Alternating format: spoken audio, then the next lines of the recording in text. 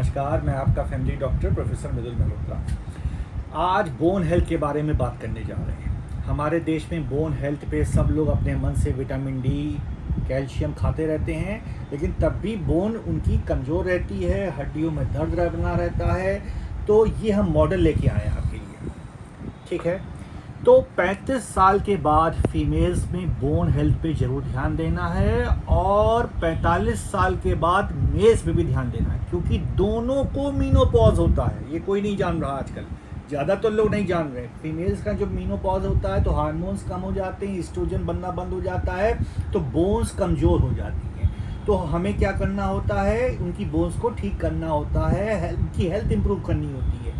Mails में भी menopause होता है, किसी को 50 साल में, किसी को 55 साल में, तो उनकी हड्डियां कमज़ोर होती हैं, लेकिन क्योंकि उनके पीरियड्स नहीं हो रहे हैं तो उनको पता नहीं चलता कब मीनोपॉज हुआ, इसलिए हड्डी टूटती है बुढ़ापे में। और एक बार बुढ़ापे में हड्डी टूटी तो ये कहावत है कि बुढ़ापे में हड्डी टूटी तो गया आदमी ऊपर। तो अब ऐसा नहीं होगा। तो बोन हेल्थ पे हम ध्यान देंगे। जब मीनोपॉज होता है फीमेल्स में तो वो सजग हो जाती हैं, तो हम लोग डॉक्टर लोग उनकी बोन भी ठीक करते हैं, लेकिन मेल्स में ऐसा होता नहीं। तो मोटा मोटा आप याद रखिए कि फीमेल्स में 35 साल के बाद और 45 साल के बाद मेल्स में हड्डियों पे काम करना है। क्या काम करना है? कैल्शियम, आयनिक कैल्शियम, दो प्रकार के होते हैं। टेस्ट कौन सा कराना? आयनिक कैल्शियम। टोटल कैल्शियम सब लोग कराते रहते हैं, वो नॉर्मल आएगा, उसकी कोई वैल्यू नहीं है। आयनिक कैल्शियम जब कराएंगे, जब वो कम होगा तो हमें कैल्शियम देना होगा मरीज को। विटामिन डी के प्रेजेंस में देना होगा और मैग्नीशियम के प्रेजेंस में देना होगा।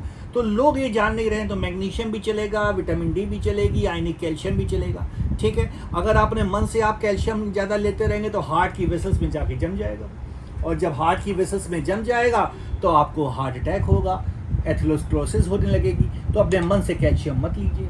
ये 3 तरह की जांचें करा लीजिए, जैसे आयनिक कैल्शियम है, विटामिन डी है और मैग्नीशियम है। जितना कम है उतना दिया जाएगा, फालतू में ना हार्ट में जाके जमे और ना ही किडनी में जाके जमे, नहीं तो किडनी में हो जाएगा स्टोन कैल्शियम का।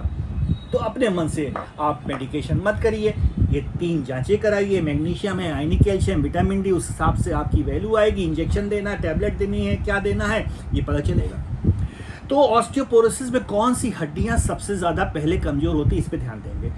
सबसे इम्पॉर्टेंट है स्पाइन, ये सबसे पहले कमज़ोर हो जाती है, और इसीलिए हमारे देश में स्लिप डिस्क बढ़ती चली जा रही है और कमर में दर्द बढ़ता चला जा रहा है।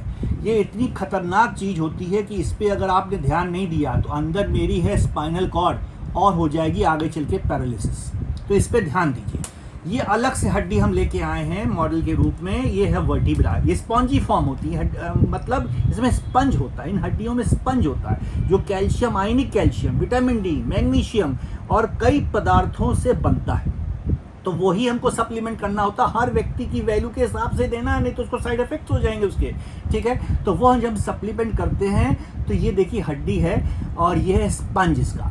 तो ये स्पॉन्जी फॉर्म बोन्स होती हैं और कुशन होता है इसमें, स्पंज जैसी होती हैं, और ये बहुत जल्दी कमज़ोर होती है, इसलिए इनको ठीक करना बहुत ज़रूरी होता है। इनको जब हम सर्विस कर देते हैं तो कभी ना आपके कमर में दर्द होगा, ना पैरों में दर्द होगा, ना सियाटिका जैसा पेन होगा, चाहे फीमेल्स हों चाहे मेल्स हों, और ना ही कभी आपको फ्रैक्चर होने की उम्मीद होगी। अब मोनोक्लोनल एंटीबॉडीज़ आ गई हैं, जैसे डेंसोमाब, पैराथायरॉयड हार्मोन, टेरिफैक्ट, टेरिपेप्टाइड, तो वो भी देते हैं अपनी डॉक्टर की सलाह से, आपकी वैल्यूज़, आपके ब्लड की वैल्यूज़ के हिसाब से। तो ये सप्लीमेंट कराइए, अपनी बॉडी की सर्विस कराइए, बोन हेल्थ पे ध्यान दीजिए, और इस बोन्स की बीमारी से, हाथ पैरों में दर्द, कमर में दर्द, फ्रैक्चर से इस जन्म में सदा के लिए मुक्त हो जाइए और सदा स्वस्थ रहिए। जय हिंद, नमस्कार।